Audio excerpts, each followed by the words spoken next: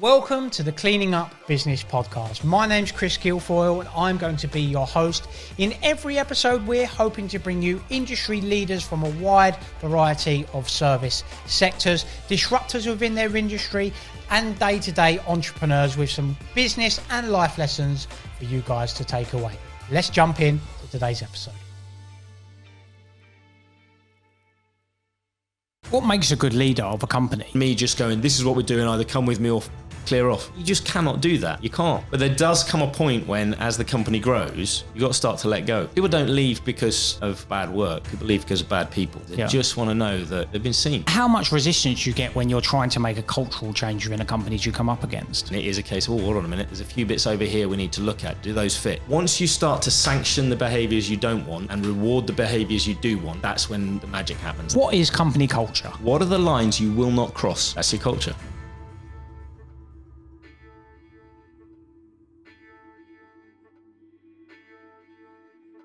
Welcome back to another episode of the Cleaning Up Business Podcast with me, Chris Guilfoyle. Today we are in London and I have the culture guy with me, Benjamin Drury. He's the culture guy and we're going to be talking everything company culture, a little bit about Ben and his previous career in rugby and everything in between. So Benjamin, thank you for joining me on the show today. Yeah, it's a pleasure, Chris. So as always with our guests, we go all the way back to the start. So tell us a little bit about yourself, where you grew up and what you've done before you started the culture guy. Wow, so yeah, it's a long history. I'm older than I look. Time. I grew up, my father was naval, so I grew up kind of across the south coast. I was away at school, which is where I kind of started playing rugby. I started playing when I was 7. Never looked back, loved the game. And I ended up away at school, ended up at university back in the southwest, down at Exeter. Then I was super lazy, so I couldn't be bothered to go and find a job. So I made a few phone calls and called in some favours. What did you study at Union? I studied management science with IT. So the kind of the technical side of how do we make businesses efficient, the operational side of things. How do you kind of make the processes work and be efficient, that kind of thing. Yeah. All the maths behind that, etc. Which, if you ask me about it now, I'll deny all knowledge because I can't remember any of it. But yeah, and then I got a job in banking. So I went to work for Abbey National, I think it's Santander these days. And I was part of the team that built their first internet bank. Oh, wow. Back in the day before Google even existed. There was a time. I can't remember that far. I'm too young. No, I'm not. And since then, I've moseyed around, really. I toured with a theatre company for a while. Oh, really? Writing and directing stage shows. Okay. Going into schools, doing theatre workshops in schools and things like that. I'm a trained child protection social worker. So I've got a degree in social work. That's all coming out. I know. And I've worked in retail, head of web development for retail. I've worked as head of web in education as well. So I've worked across the board. But the weird thing is, all the way through that, I'm looking at all the leaders I've worked with and all the managers going, surely that's not the best way to get the most out of your people. In the back of my head, I'm like, but you're the leader. You must know what you're doing. You must know what you're doing. It took me 20 years to get the confidence up and the confidence in myself to realize that really they didn't. It wasn't necessarily that they knew what they were doing. It's just what they'd been taught. They were going through the process. And so I started to throw some ideas around and write some stuff down. And other people I knew in business go, that's really interesting. Why didn't you come and talk to us? And I kind of fell into culture by accident. And what I discovered was that I see the world in a slightly different way. I see how people are going to react to stuff. I can see the emotional impact that decisions make that other leaders and managers just couldn't see at the time. And to me, I'm like, how do I see this?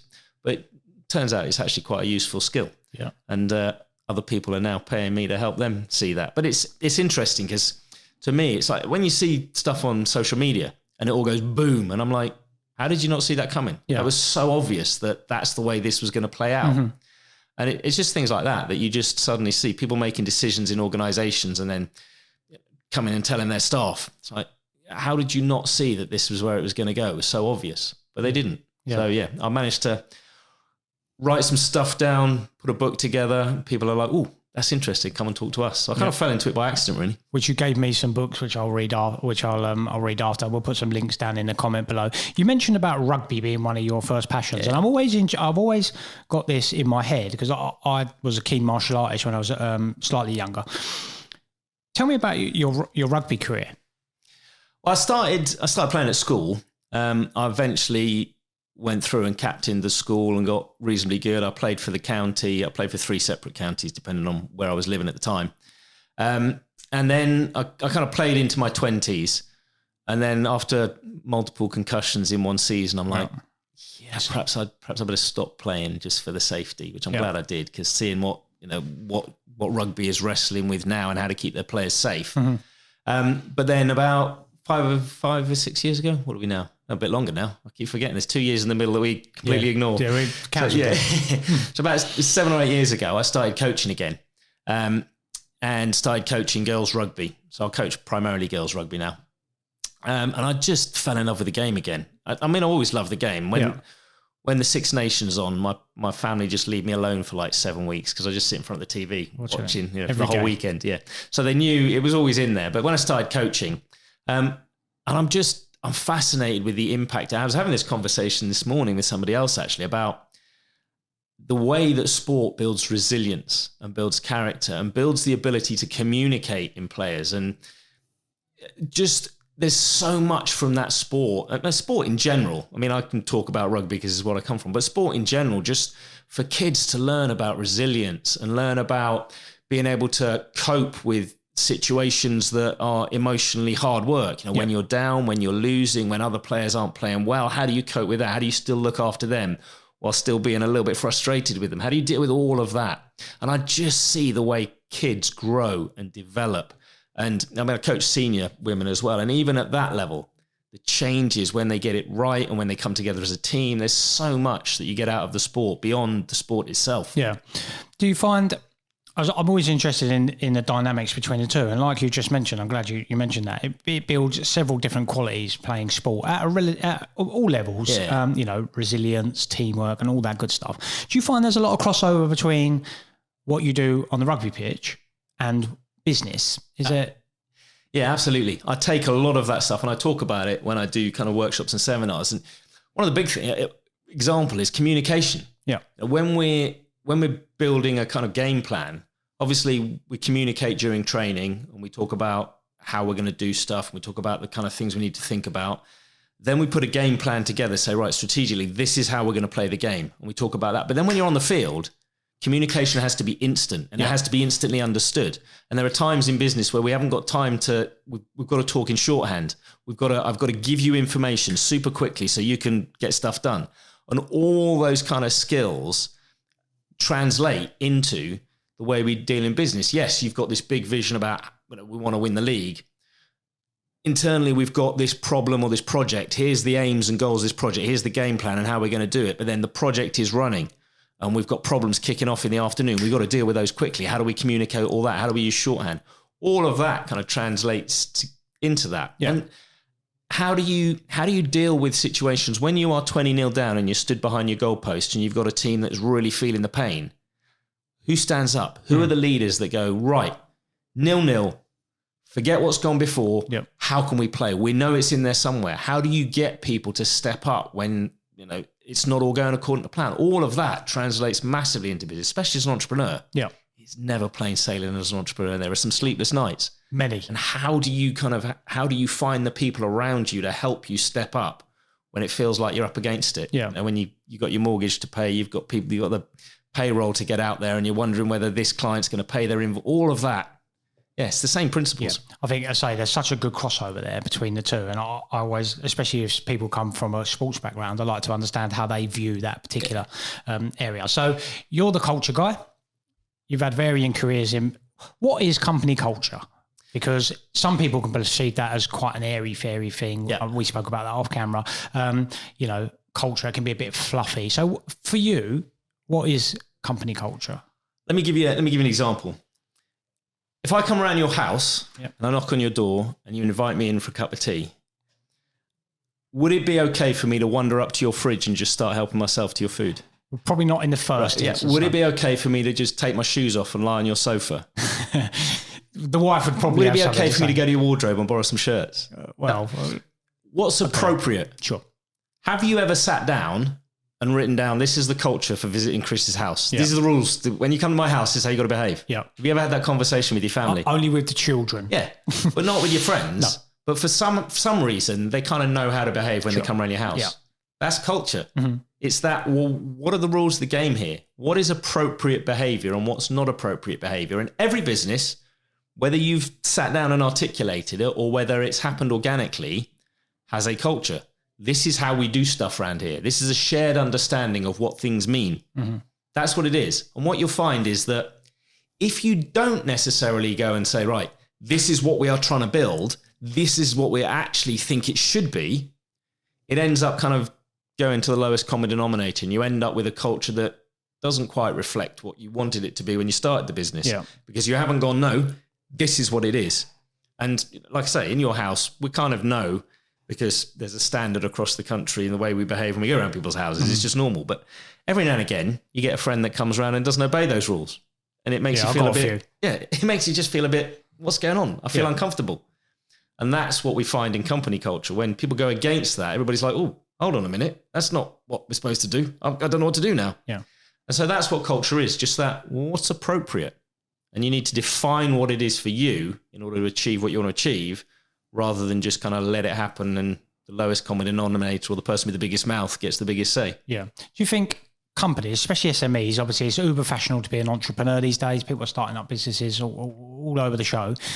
Do you think that's something people overlook in the early days, company culture, because you mentioned, we're in situations where, right, we just want to get it done. We need to make payroll, whatever it is. So them early days, especially when it's organized chaos, as I would call it, do you think people just don't, it's not even something on their radar that they consider, that they should be considering a lot earlier in the process of building a business?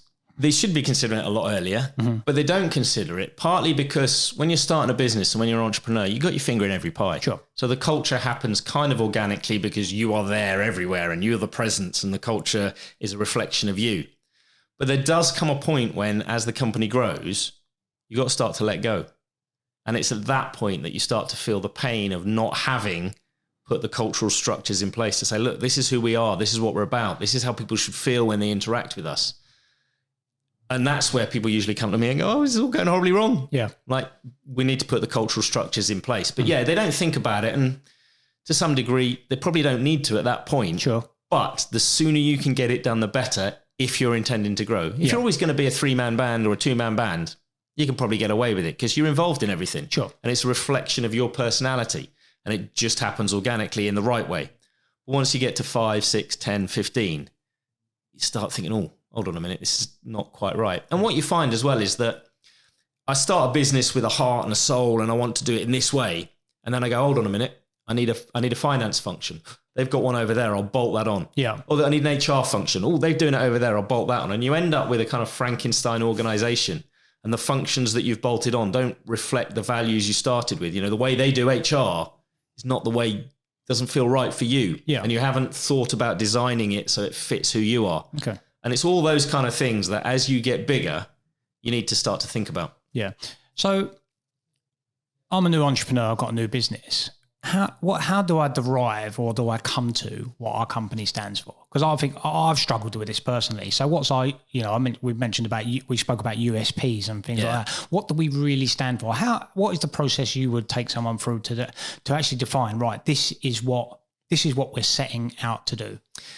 First of all, I'd sit down with the leadership of that organization, whether it's one entrepreneur or a team of 2 or 3, and take them through a series of questions. And it's questions that I've devised over many, many years of going through this process. But one of the key questions I always ask, and this usually gets us close to the answer, is why do you fire people?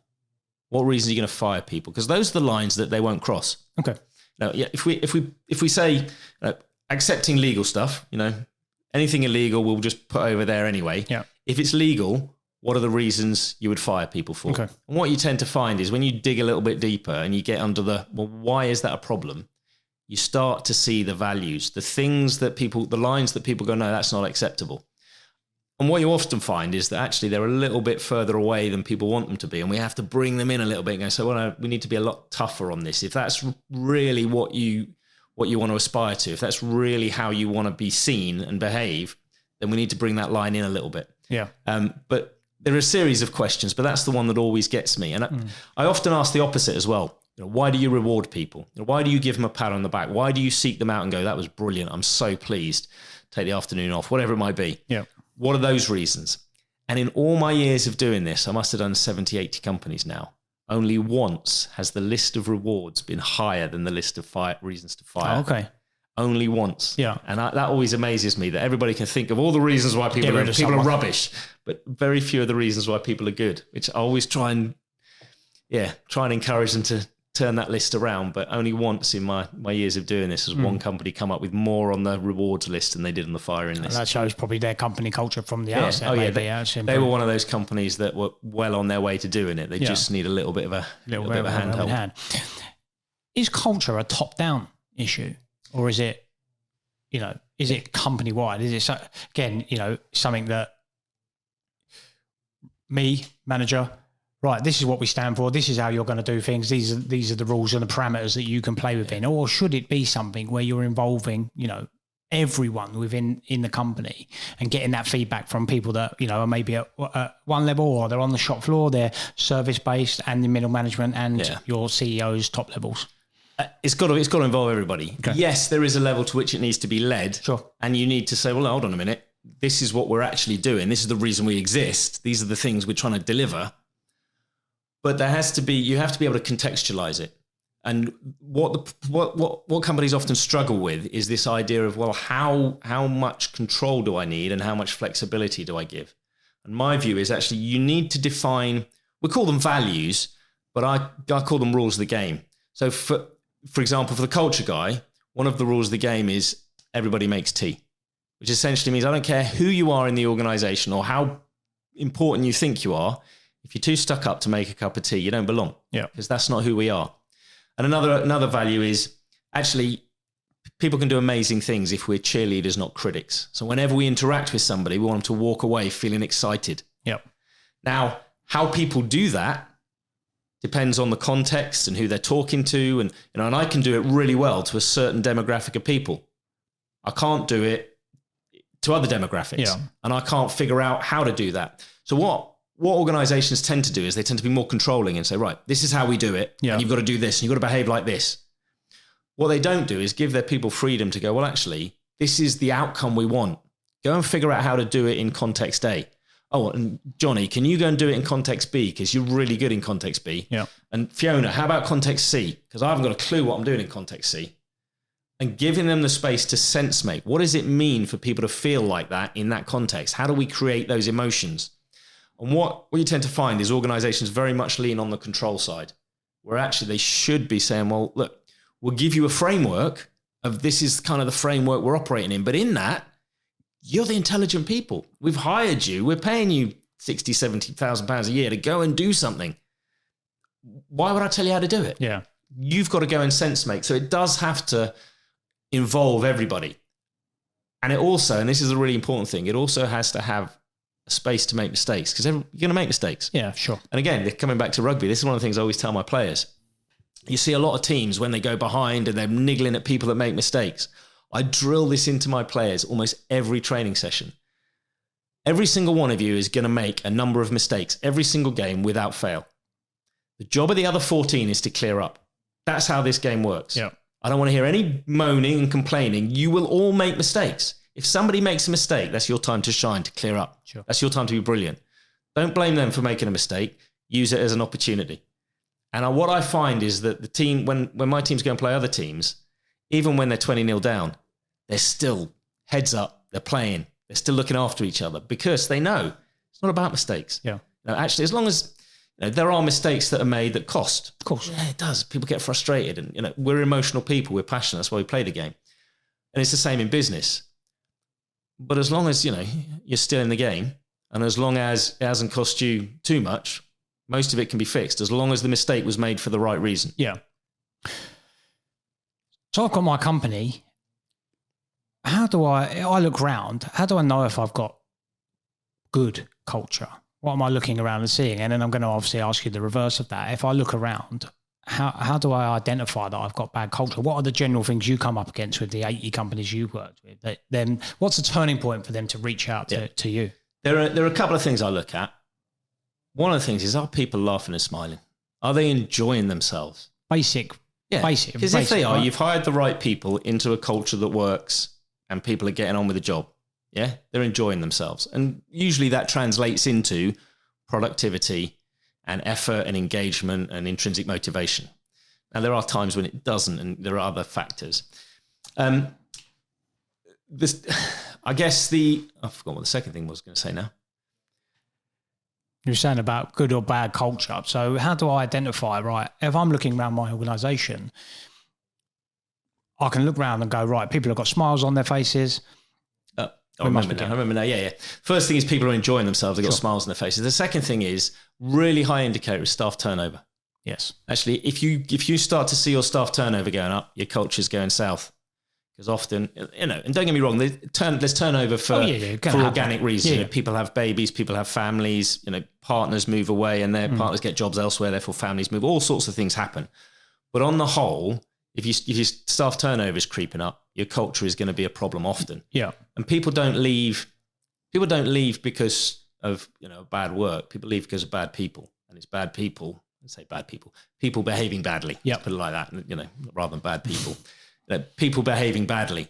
And that's often the sign of a poor culture. You've got people in there that the rules don't apply to them, or they're not standing up to the set of core values that you've said, these are the important things in being us. Yeah.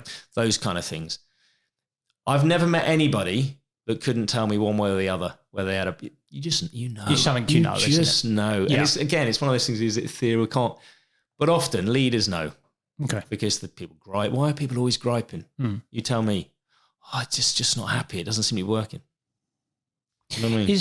As a leader, I think back to myself and I think of my own company, if my culture could be improved, is it ultimately the leader's responsibility that they're not effectively communicating what the company stands for, what the values are and things like that? Does it always ultimately fall back upstream to whoever? It's ultimately their responsibility to make it happen. It's not necessarily ultimately their fault it's not happening. Yeah. Yes, there's a lot of moving parts in a business. There is a lot of moving parts. And sometimes it needs adjusting. Sometimes you get a wrong hire and that upsets the apple cart. The key to the whole thing is making sure you've got the right data. Are you talking to the right people? Are those people giving you the data in a way that helps you, that gives you the kind of proper picture? Yeah. Are they filtering it? Are they cherry picking it? Are they rose tinting it to make themselves look, all that kind of thing? Have you got the right data to do it? But ultimately, it does come back to the leader to make sure it is happening. Yep. But it might not necessarily be you that implements those changes and things like that. But you're the ultimate guardian of the culture. Sure. And the way you behave, it's going to be reflected. If it doesn't apply to you and you are outside of those rules, people aren't going to take them seriously. So, yes, it does come back to the lead. I think back to the onboarding process and the interview process. Is that where good culture starts? When you're interviewing your people, getting people on board, taking them through what we stand for. These are the rules of the house as we've put. So really, is that the key fundamental start of good culture when you're doing that hiring and onboarding process? If it's there already, that's how you protect it. Absolutely. Okay. Absolutely. Yeah. And there's a lot of talk about hiring for culture fit. Someone said to me recently, and it did stand out to me a little bit. I had a phone call with another cleaning business owner, a little bit further down the line than me, and he said he always gets people. So say you met someone that he gave me an example. We met someone at a networking event recently, and he thought that guy would fit fantastically in this element, and he hires based on, I know this person would be a good fit for here, rather than trying to squeeze someone into a necessary box. And I avoid the word fit because what we don't want is we don't want people that are happy to operate under those rules. Yeah. What we want is people that come into that space and go, oh, you know what we could do? Hey, we could do this. And have you thought about this? Yeah. And they bring life to it. Sure. It's not just about fit. Yeah. When they step in, they're contributing to the culture. So I talk about hiring for cultural contribution. Those people, when you bump into them, You spend 20 minutes with him and you go, I've got to find a way to work with you. Yeah. I've had so much, you just, somehow we've got to work together. Those are the people, because they're bringing life to something. And when you do that, then it comes back to the original point of, well, actually, sense making. We can trust them to make sense of our culture and contextualize it and deliver not just the right, but actually better than we thought. They're bringing color and life to it in a way that we can't as leaders, because they're contextualizing in something they really understand. Those are the people you hire. And when you get that, then while you're creating a framework, everybody's involved. They're bringing the culture to life. They're creating color for the whole thing in a way that, we can't prescribe in any, and this coming back to rugby, I can teach them the skills and I can put a game plan together. And then all of a sudden there's a flash of brilliance and you'll fly after something amazing. Yeah. And it's the best try you've seen all season.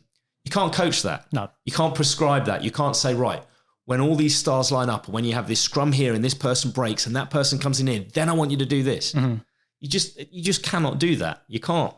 But the player's seen something. Yeah. And the player's done something and it's opened up the game and they've brought life to, and that's the same thing, Yeah. Those are the players you want in your team.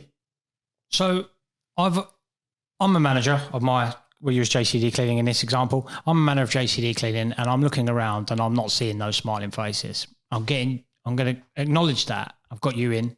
And what's the process that you would go through with a company? Is there, a program that you run through to identify, right, this is how we're going to identify where we are going wrong, and this is how we're going to improve it and move it over to where we want to be? Yeah, absolutely. I use a model called the Culture Canvas, which I've developed over the last 7 years. And it's 4 parts, essentially. One is the definition part. What are we actually trying to build here? Is that definition solid and secure and real, and do we understand it? And then the other 3 parts are, well, is it being implemented effectively and fairly and consistently in our organization? And that's, do we have the right team? Yep. Are we talking the right language? And is our marketing and communications and internal comms all reflective of who we've said we are and how we want to behave? Or are there some things that we need to change? And then process. So you've got the definition and you've got team, voice, and process. Are all the processes effective? Do they reflect how we want to do business? Are all our processes, for example, actually, if we want our customers to want it to be completely easy for our customers, they make a phone call, solved. Yep. That's it. Do our processes allow that to happen? Or do our processes mean that we've got to go back, they've got to fill in a form, they've got to send the form back, we've then got to phone them up and get a date, and it doesn't match what we've said about us being client-centric, so those kind of things. So we'll take them through a process of that definition. Have they got the right team and onboarding processes and recruitment processes? Are we talking all the same language? And does that language elevate us? Does that language make us feel excited about what we're doing? And then are all our processes in line? Do they line up? It's what I call the stick of rock principle. When you go to the seaside and you buy a stick of rock and the name of the town you bought it in is all the way through. That's what we want in our companies. Wherever I interact with your company, I know it's JCD. You just feel it. It's so different to anywhere else. Sure. I know this is JCD. I phoned them up. Even when I'm talking to their cleaners, I can tell they're JCD cleaners just the way they talk to me. That's when you know you've got it right. Yeah. You mentioned about the sort of leadership there. What makes a good leader of a company? Is because I mentioned about that top down, and generally when you start out, it's me or whoever. Yeah. What is a good leadership principles that people can try and build into their leadership approach and what they stand for to initially start that company culture from early days? But leadership is essentially your ability to influence somebody to do something that has impact. Now, I'm going to expand that definition, and this is where kind of future leadership comes in. It's your ability to influence somebody to do something that has impact and for them to feel grateful and fulfilled having done it. Yeah. That's when leadership really comes to life. I can create a team of people that are so glad they've come together and we've helped them deliver on something. And they don't feel like I'm just whipping them to get stuff done for my benefit so I can buy another Lamborghini or whatever it is. So there are a few principles that you can look at. One of those is you got to remember people are human. Yeah, of course. That's all where it's got to start from. Businesses are no more than relationships with purpose, and we are all human. We come to work angry and frustrated and happy and excited all on the same day sometimes. Yeah. And we have to create a place where all that is possible, because you can't apply Sigma 6 to that. You can apply it to a supply chain, but you start applying it to humans, it all goes horribly wrong. So we've got to create that space. And there are a number of other principles that we can look at in terms of, I'm just trying to think through. I've got 8 that we look at. One is actually you need to start cultivating conflict. Unless people feel like they can question what's going on in a safe environment. Now, I don't mean you start a fight club in your basement. That's not what I'm talking about at all. But people have to be able to disagree. Yeah. And they have to be able to disagree in a safe space. And they have to be able to disagree knowing that everybody's trying to get to the other side of this, knowing that if we have this discussion and this disagreement, when we get to the other side, it's going to be robust and it's going to be better than me just going, this is what we're doing, either come with me or clear off. Yeah. So you have to kind of cultivate conflict and things like that. So you've got to be happy with that. And you've got to be happy with ambiguity and that uncertainty. As leaders, sometimes we have to sit with negative emotion for a long time while we process it and while we try and figure it out. And we have to be able to absorb that for other people. A lot of people around us are going to throw it at us. And we've got to go, okay, I'm going to have to hold that for a little bit. So there's all those kind of things. They're all human and human traits about how we deal with other people. Yeah. And there's a few more. There's a whole list, but I can't remember them off the top of my head. Yeah. If you've got a culture change and you're trying to go through that change process, how difficult can that be? Or does it depend on the company? Because no one likes change, right? Well, we've always done it this way. We've always worked like this, and it's got us the end result. It's got us to where we are now. How much resistance you get when you're trying to make a cultural change within a company do you come up against? You're right. It depends on the company and the context, but the process we go through can have a massive impact as well. Mm-hmm. If we go through a process where we take people with us and they're involved in the process, while change is never easy, it becomes a whole lot easier because they're like, oh, we get why we're doing it. And we've been involved and we've been heard and we've had our say. All right, I'll come along for the ride. Mm.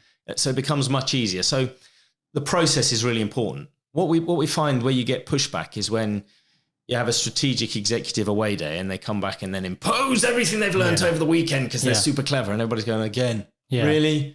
We have this I'm on just going to ignore basis. it because 6 months somebody else is going to bring me another one and I'm going to ignore that one as well. Mm. But actually, when you sit down and go, well, hold on a minute, let's make a process that while going through it and trying to articulate what it is we're trying to build, everybody has a chance to input and explain where they think it's wrong or where they think it might not work or why it might not work.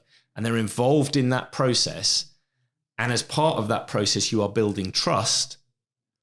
It becomes a whole lot easier. Yeah, it still takes time and it still needs a lot of work, but the emotional pain of going through it is a whole lot less. Yeah. You've obviously worked with 80 companies now, plus, varying different sizes, I would make the assumption. Is there any particular project that really stands out for you that you could tell us a little bit, that you really look back fondly on and go, actually, when we come in the door, it was X, and when we left, it was Y? There's a couple of those. Let's hear them. The one I'm really, really proud of, I'm still involved with this company, I'm really, really proud is it was a networking company. I think they had about 180 members, something like that. And they came to me and said, look, we know what we're trying to build, but we can't quite get it to work across the board in all areas of our, how do we bring it to life? Yeah. And we sat down and we spent some time. And the reason I'm quite fond of it is because they betted on me early days as well. So there was this, I was betting on them and they were betting on me. That's nice. So we're still really good friends. I still work with them. I still help them. But we spent time articulating what that was and putting it in a way that they could put in a playbook and hand out to members and say, look, we are the network for people that like people. Yeah. And this is really important. Everybody's welcome. We're here to find the gold in people. Mm-hmm. That, we're here to help find what it is that makes you you. And we're here to build each other up in a way. And we articulated it in a really clever way that just made everybody buy into it. And what we found, it's the same as when you do any culture, one or two people are like, oh, it's not the networking for me. Yeah. And that's okay. They've now grown.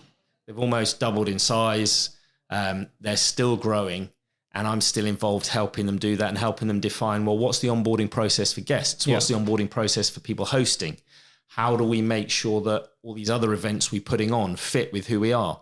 How do we make sure that all the visuals fit with what we're trying to achieve? All that kind of thing. But I think I'm really fond of it because I can still see the impact it's having. Yeah. And what I find really interesting is people that join now come along to me and go, oh, you know what's really good about this networking organisation?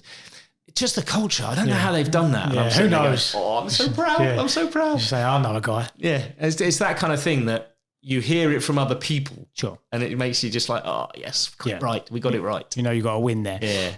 On the flip side of that, has there been any particular projects where you've gone in the door and this is a car crash and I actually don't know if I can recover it? Is that possible? Yeah, you just can't get it back? It's not necessarily you look at the organisation, it's the individuals that's invited you in usually. Okay. I tend to find there are three groups of people that come and see me. There are those people that know they want to build culture, they just don't know where to start. Yeah. You know, they know what they're trying to do and they want to build something good. They're just like deer in the headlight. What the hell do I do in here? How do I do this? You know, a lot of hand holding, a lot of help, a lot of support, a lot of kind of stepping in and partnering with them to build it. There are those people that I work with. I'm working with a luxury hotel. They are 95% of the way there, but they're not satisfied. They want that 5%. They want it perfect. And it's a case of, well, actually, I'm here just to A, let you know you're doing a great job. B, just keep encouraging you and just sanity checking stuff. Sure. You know, just there's a little bit of hand holding towards the end. I love those jobs because they're already 95% of the way there. That 5% is a lot of fun play. And they've often got a budget, which is great. Yeah. But then there's this third group, and they're the people that come to me and go, oh, my people are broken. Can you come and fix them? They won't do what they're told. Yeah. Like, yeah, perhaps we need to have a conversation before we start that process. And those people, I usually like, yeah, it's not right for us to work together yet. There's some work to be done. Yeah. I'm happy to kind of do that work with you one-on-one first, but there's not a culture piece to do here because what you want me to do is come in and fix. And what I tend to find is that if I do that, everything will do this. And then as soon as I'm done and I leave, it goes boom, and it becomes more entrenched. And next time it's so much harder to actually get anything. Yeah. But those are the people that like, it's my business. I'm running it. I'm great. My people are rubbish. Like, are they all rubbish? Yeah. If I asked them what the problem was, what would they say? They're like, well, I don't know. Yeah. I think you probably do. Yeah. Is that indicative of bad culture, poor and entitled senior management? It's not indicative of always a bad culture. That will create bad culture, but it's not the only reason bad culture happens. And I think it's probably a good point to talk about. We're not talking about bad culture and good culture. We're talking about strong culture and weak culture. And I'll give you an example. Uber, in the early days, frat boy mayhem. Yeah. Kill or be killed. Yeah. Anything goes. We don't care what the law is. We're going to break the law to get what we want. Sure. Everybody knew it. It was a massively strong culture and they were rigorously enforced it. If you did not fit, you were gone. Yeah.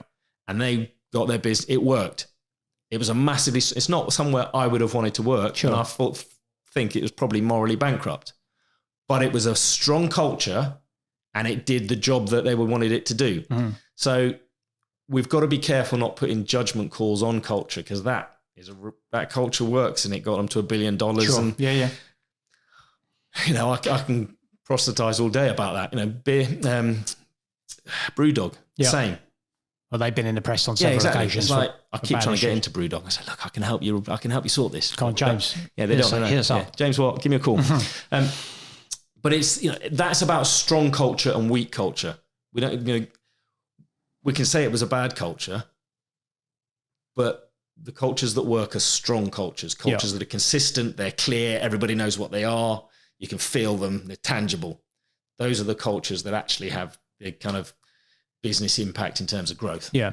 Do you think that early days in a business, you've got to have that sort of, I don't want to say put culture to the side for a minute, and maybe this is why people fall in a trap where they get 4 or 5 years plus down the line and then they get to a certain size and they think, actually, I'm in a tight spot.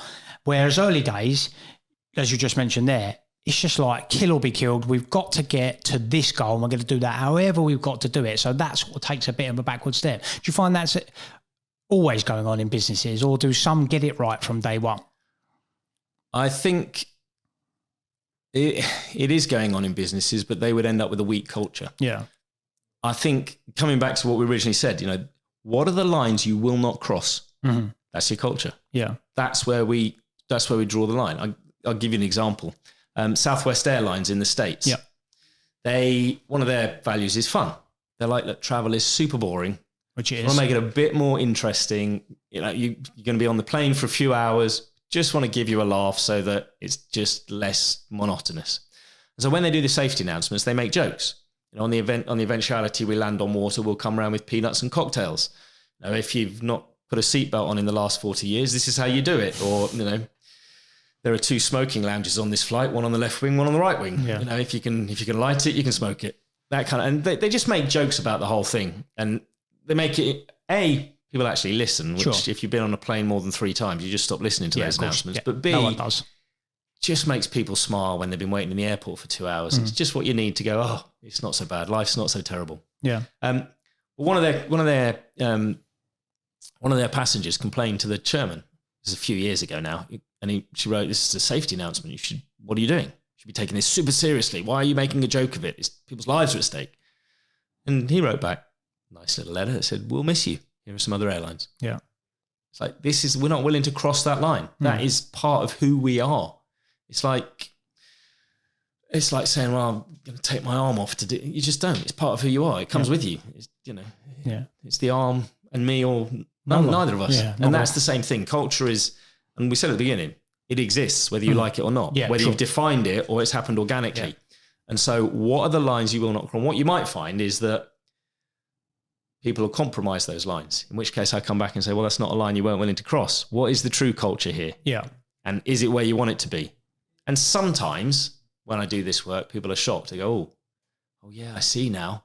That's not where we want to be. Let's fix that. Yeah. Which is, that's the good thing. Yeah. So yes, there is some of that, but ultimately the lines you will not cross is what your culture is going to be. That's what it comes back to. Do you find, so just go back to the point I made just a second ago. Do you find generally when you're in front of, a board director or whatever it may be, a company is further down the road, they've done that and it's just become like you say, it's just happened organically and they realise they're in a bad spot. Is that common with most businesses? Yes.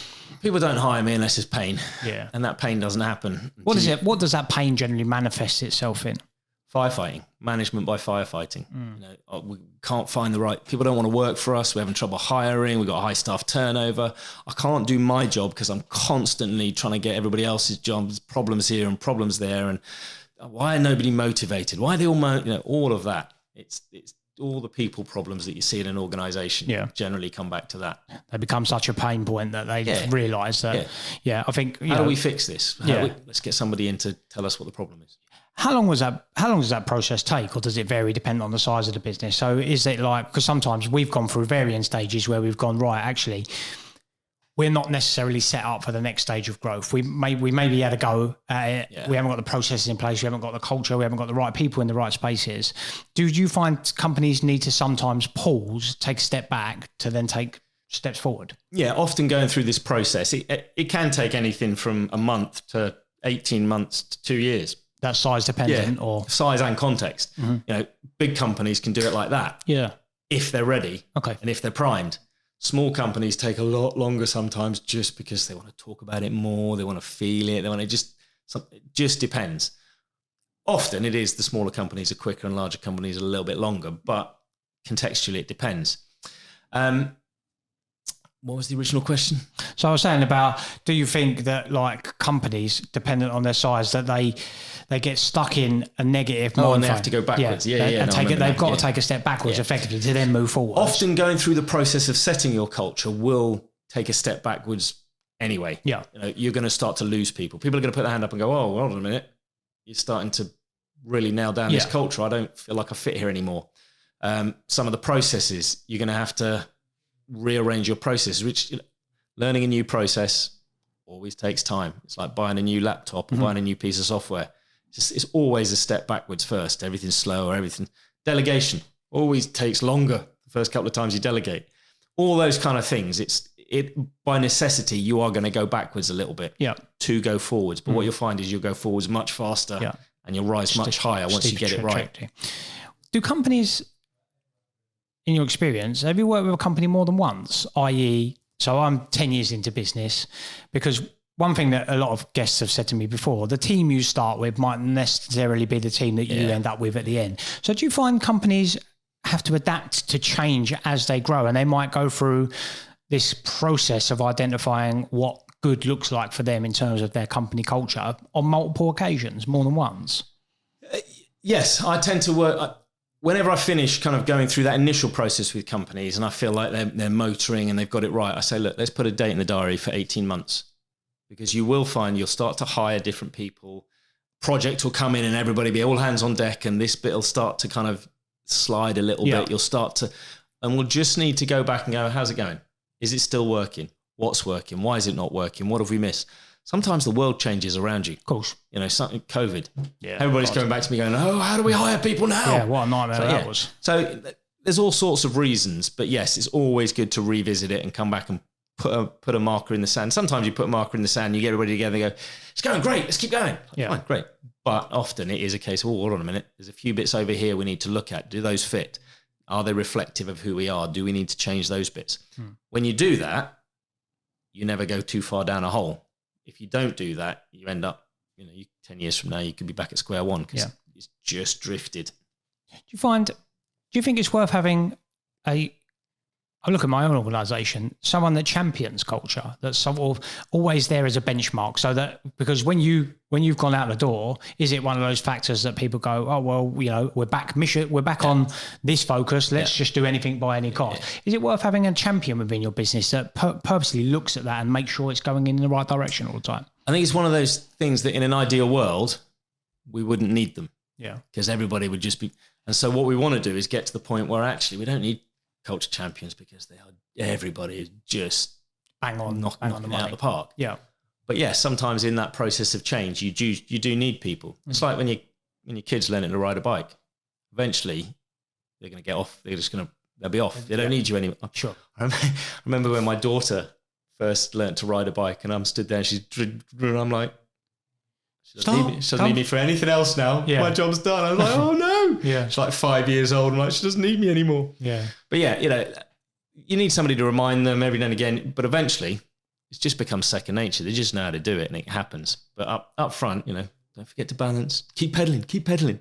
I've got to hold on to you for a bit. All of that. It's the same principle that initially you're going to need people to keep reminding and keep.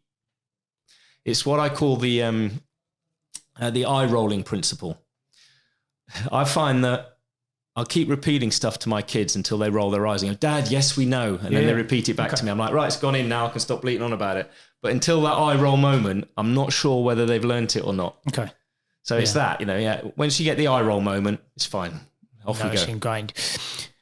From a leadership perspective, what do I have to, is it a case of purely leading by example, you find, with leaders that then embed good culture? So, I'm doing the hours. I'm making sure that if I do something, I'm doing it exactly how I would. Do you find that slips slightly with some leaders, and then that can be like a mold that grows out? If you're not, leading by example is probably what I'm aiming at. Yes, that is a key part of it. You have to be, you have to adhere to the culture in the same way as anybody else. You have to say, look, if I'm making a mistake and I'm stepping over the line, you lot got to point out at me. So it has to start with you. But also, the key to it, I think, is what you sanction and what you reward. Right. So if you really want the culture to stick, find the people that are doing it and constantly reward them. Okay. Constantly say, that was brilliant, fantastic, well done, here's a reward.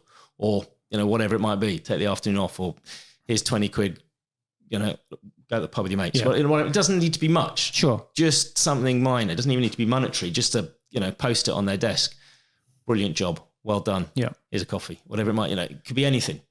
But once you start to sanction the behaviors you don't want and reward the behaviors you do want, that's when the magic happens. That's when it really starts to come home. I suppose for most, in my mindset, you find that people are scolded for doing things wrong. And so in my industry, we have a common saying of no news is good news. Yeah. So no one actually says, well done. Yeah. But if I miss that bin that's in the corner, God, we're going to know about it. So do you find that within companies that they are too focused on actually you've done, and it goes back to that criticism and cheerleaders thing that you mentioned early on, that people are too focused on the negative rather than keeping everything a positive mindset and rewarding that good behaviour. So in your industry, what you could do is put an online survey that is all positive questions and say anybody that fills it in gets 5% off next month. Mm-hmm. You can do that 3 times a year. Yeah. All of a sudden, you've got an awful lot of data. Some of it will be nonsense, but most people will wait, because if you only do it 3 times a year, you get 3 discounts a year to do it. But I want you to fill it in. All of a sudden, you're starting to get feedback. You go, hey, Mary, just got this in from you. Flipping brilliant. They loved you. And it gives you that ammo to then next go back month, with positive. Next month, when you go in, can you take a bottle in, put it on whatever it might be, some flowers, put it in the kitchen where you're cleaning and say thank you. Yeah. That kind of thing. And all of a sudden, everybody's like, oh my word, this is how we operate. Big smiles. It's just an example. No, yeah, but sure. It's that kind of thing that trying to find those reasons, dig out the gold, absolutely dig out the gold. And this is, again, comes back to rugby. I find that when we train our coaches, when we're in training, we'll have one person leading the session, and we'll have 4 or 5 other coaches. The other job of the 4 or 5 other coaches is to go to players going, when you did that, flipping brilliant. That was such a good move. Do more of that. We never go, that was rubbish. We're looking for those reasons to go, that was brilliant. Do more of that. Yeah.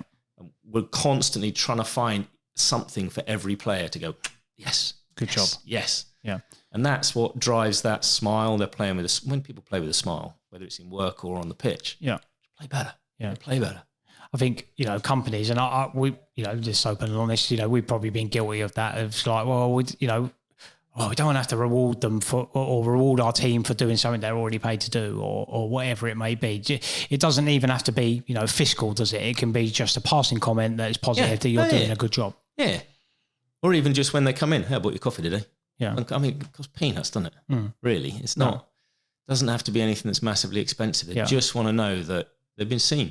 Yeah. And then they've been appreciated. And the hard work they did yesterday that nobody was around to notice because you do your work out of hours. Yeah. Somebody did notice. Sure. It's that kind of thing. It doesn't need to be massive, but yes. And yes, they're being paid, and they're being paid to do the job they're supposed to do. This comes down to that. There are expectations on both sides. Yeah. Yes, you're paying them and you expect the time and the energy, but if you're paying for hours, you're going to get hours. Yeah. If you're paying for results, you're going to get results. And to pay for results, it's got to come with the emotional as well as the fiscal. Sure. You can't pay for results with fiscal only. Yeah. Really. Not when you're talking about the kind of jobs you're doing. Because I can turn up here and I can do 3 hours work and go home, and it might be good, it might not be. Mm-hmm. It might be satisfactory. Sure. What you want is excellent. Yeah. And that only comes from the other part. You can't pay me to do excellent. You can pay me to do what needs to be done. Yeah. You mentioned when we were discussing off camera about businesses that are transactional with their employees. Run me through that, because I think that was ultra useful for me. Usually within these conversations, there's 1 or 2 things that I take away from spending a couple of hours with our guests that just really hit home. And that was one of them. You mentioned about companies being transactional, i.e. you're working here, I expect you to do 3 hours work. And then you mentioned about the new thinking, which is both ways, working employees and companies having responsibilities and procedures. It's essentially we've kind of moved, leadership has got to the point where we're working on this continuum between transactional and transformational. Mm-hmm. Transactional is, as you said, I am paying you to do 8 hours work today. You get money, I get 8 hours work. End of story. You might as well pay a Roomba. You know what I mean? It's that. We got to that point. We're going that way. Yeah. The other side of it is transformational, where I am going to create a space where you can thrive. I'm going to tap into your intrinsic motivation. So you want to come in and you want to do the work. And that 8 hours you do is the best 8 hours you've done because your heart and soul is in the work. Yeah. You're going to get a lot more out of people that way than you are transactional. And yes, there are times when transaction is necessary. When we talk about war and peace footing, actually, when you've got 2 hours to do a job and it's a massive job and it's all hands on deck, there is no time. Look at, Nick Knowles and his DIY SOS. Yeah. Sometimes I just need to do it. We need to get shit done. You just need to follow instructions. Get this done. I'm managing stuff. I haven't got time to talk to you. Afterwards, we're going to unpack it all and we're going to talk through. Some of it you may not have enjoyed. I want to hear about that because I want to know whether that was just the nature of the work or whether I said something to upset you, because it's going to happen in high stakes situation. But sometimes we just got to get the job done. Mm-hmm. But we need to understand both of those. That there is a time when we need to tap into people's intrinsic motivation and get them to do it. And what we come to is this concept of expectational leadership. Absolutely. Where there's an expectation on the side of the organization. I'm paying you a salary. I'm giving you some of the value that we've earned from companies so that you can come and do work. And I expect you to turn up on time. I expect you to be polite. I expect you to do the work to a standard we expect, all of that. I expect you to tell me when your holidays are. I expect you to phone in ill and give me a doctor's note and go through all the processes, et cetera, et cetera. But on the other side, and this is often what we forget, employees have expectations too. Yes. I want to know I can come to work and it's going to be safe. You're not going to make me work cleaning with chemicals that have been banned for 30 years. Yeah. And I'm not going to be bullied. I'm going to be able to take time off when I am sick. Yeah. You're going to understand that I have a life outside, and when my kids are ill or in hospital, you've got my back. Yeah. That's what I expect. And all of that has to be kind of managed and put together. And that's what expectational leadership is. Understanding that there are expectations on both sides. And if we manage it well, there's a beautiful dance that goes on that works to the benefit of the company, works to the benefit of the employee, and everybody's happy. People are enjoying their job. People go home at the end of the day fulfilled. The manager and the boss is happy because they're getting good reports from the clients. They're growing their business. It all comes together and works. Yeah. I love that. I think that's one of the best takeaways from today that we've spoke about. That it's got to work for both, right? It's a two-way thing, and it's not, company downwards saying, right, you've got to do this, do your 8 hours, or it's some companies can you be too dictated by your employees? Are we in that time at the moment, post-COVID, where employees hold all the cards and it's sort of, being driven down up? Yes, it is very much an employees market at the moment. But people come to me, I'll give you an example. Restaurants come to me and say, we can't get the wait staff. I'm like, well, stop advertising for wait staff. You don't want wait staff. So yeah, we do. We need people to, no, you don't. What you want is you want people to help families make memories that they'll talk about in 20 years. Yeah, they're going to bus plates and they're going to deliver drinks. But that's what you want. Or logistics people. They come, well, we can't get drivers. Stop asking for drivers. Ask for people that are going to help you keep Britain running. Yeah. Logistics is the backbone of this country. Without it, entrepreneurs, local shops, people can't get to work. There's all sorts of things that without that, the rest of the country is going to fall apart. Yeah. I want people to help me keep this country running. Yeah, you're going to have to drive trucks. But when you turn up at an entrepreneur's place or at a shop that you're delivering to, you're going to have a very different perspective of that person you're delivering to. Yeah. Because you're there helping them keep the world running. Sure. It's a different mindset. It's just a mindset, isn't it? Yeah.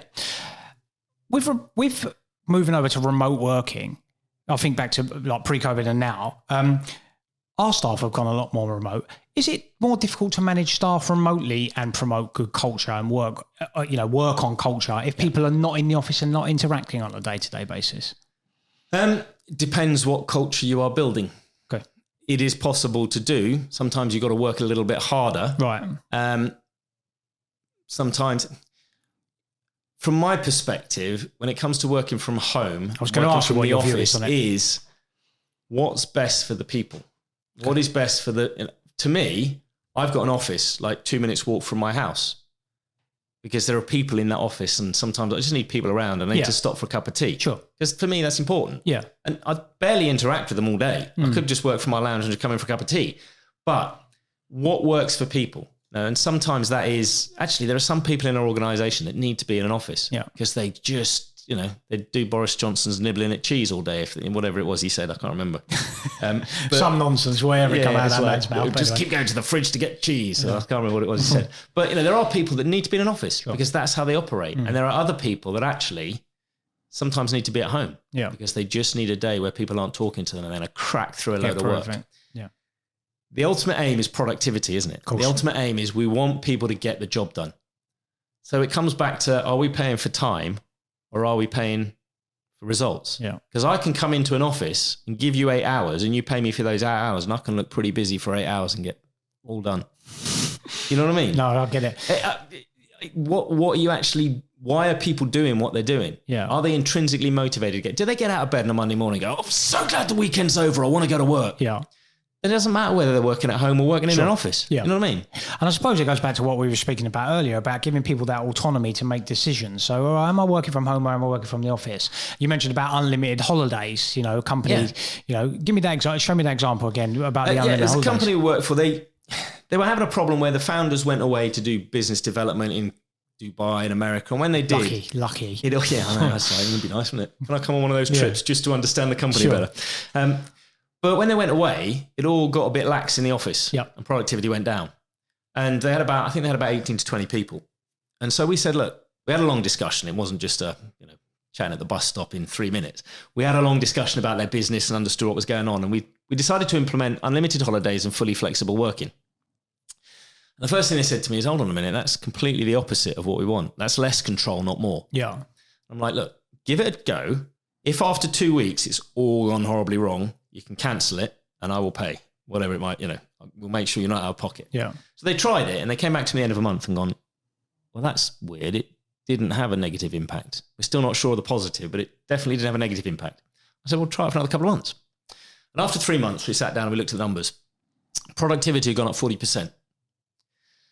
Revenue had gone up, so they'd had the best quarter they'd ever had. Nice. And staff turnover had gone down to 0. Yeah. But the most important figure, and this is what really blew us away, was that the amount of holiday taken was exactly the same as the same period the previous year. Mm-hmm. So essentially, productivity had gone up 40% and it had cost the company nothing. Nothing. And when we dug a little deeper, what we realized was that when you treat people like adults, they behave like adults. Yeah. People wanted to be there. They wanted to do the job. Mm-hmm. They just didn't want to do it on somebody else's terms. Yeah. So what we found is if you give them unlimited holiday and fully flexible working, when they're sat at their desk, they want to be at their desk. Yeah. And they do their best work because there's a choice and they've come in. And the psychology behind it is just... You know, if someone's taking 364 days holiday a year, that they probably don't want to be there. So. Don't get me wrong. There are companies that if we did that, that's exactly what would happen. Yeah. Because they don't have they haven't done the foundational work yet. Yeah. Now that company, the founders have done a really good job of hiring the right people that wanted to be in that industry. They wanted a career in that industry. They were happy to be there. They believed in what the company was doing. They just got a bit lazy on somebody else's dime. When it was their time, because they chose to be there. Sure. Completely different story. Yeah. And so they had the foundational stuff in place to be able to implement that, knowing that and like I said, it wasn't a 3-minute conversation at the bus stop. We had a 90-minute conversation. And during that, there are all sorts of flags going off that I'm going, that's good. That'll work. So, I'm listening for all of that. But yeah, if every company did it, we'd probably have a lot of people in coffee shops and not many people in the office. In holiday. So we've mentioned such a wide range of topics: good culture, bad culture, how to identify it, how to change it, how to go through that. What's next for the culture guy? What projects have you got coming up, Benjamin? What I am starting to do now is out the back of some of those projects that I've worked on, we're starting to implement leadership training. Okay. So that we've done the work in terms of building the culture. It's like, well, how do we train the leaders internally so that they can start expanding that culture and bringing contribution and understanding how to deploy the culture as a real kind of USP tool. So the bottom line is, in my industry, certainly people steal all sorts of ideas. I'll come up with a product. Next week, somebody else has got it on there. And I haven't got 2 million in the bank, so I can't sue them. All I can do is send them a cease and desist letter. Yeah. And if they choose to ignore it, I'm done. That's it. What they can't do is steal your culture. Yeah. Because when they try and implement it in their organization, it just feels fake. Mm-hmm. So your culture is really the only USP you've got, ultimately. So what this leadership training is about is, how do we use that culture and how as leaders do we start deploying that as a secret weapon in a way that just makes us stand out, elevates the company. And this is what happened with that networking company. They started to stand out from everybody else in the industry. Yes. There was noticeably different, that company, than everybody else. Because they just nailed their colors to the mast, they'd started pushing the culture to the nth degree. Their leadership was such that just raised them out. And people can't copy them. People have tried, and people have taken, we're going to do it like that. It just doesn't work because the culture is not something you can copy unless it's intrinsically part of who you are as an organization. Yeah. And so for me, actually, how do we then maximize the impact of that? And that is training leadership to kind of deploy the culture in a kind of nuclear way to say, come on, let's use it as a secret weapon. Let's make sure that every interaction we have with our staff and every interaction they have with customers, they feel that culture in a way that they go, I don't want to work for my company. I want to work for yours now. Yeah. I can think of a particular company. I'm not going to say them on camera, but I can think of a particular company in the cleaning industry. And I mentioned to you that earlier. I look at what they do and I can just tell. Yeah. it just radiates from everything they do, everything they put out, that they've got that good cut. And I think, again, you beat me to the punch. I think that comes from their leadership, that they're so passionate, and they want to change the face of the cleaning industry, which is a tough job, but they're starting in the right direction, that's for sure. So yeah, I don't have any other questions, Benjamin. Where can people, because Benjamin's got some fantastic stuff on his website, you know, processes, and explains a lot more about what he does on his website. I had a look before, obviously, we met today. So where can people find you if they wanted to get in contact? And they should, if they want to review their culture, leadership, how can they get in touch with you? Thecultureguy.co.uk. But if you get onto Google and search for The Culture Guy, I'm right there at the top. Some fantastic resources on your website. I appreciate that. Thank you. No. So what about socials, Ben? You on socials? I am on Instagram and Twitter and LinkedIn, and I'm on Facebook. Yeah. But, you know, the whole world's on Facebook. Who isn't? We'll put the links down in the bios today. But Benjamin, thank you for your time. Thank you for having us up in London today and our chat before that. So that wraps up another episode. Thank you guys for checking in. Make sure you hit that like and subscribe button if you're on YouTube, and if you're on your favorite podcast platform, make sure you leave a review for us, and also hit that bell so that you get any notifications for when we get new episodes. Benjamin, thank you for your time today. Time is the biggest asset we have, so thank you for spending over an hour with me, actually, because we spoke before. And no, it's been a great chat and some great takeaways. So thank you. No problem. Great to be here, Chris. Thank you. Thank you.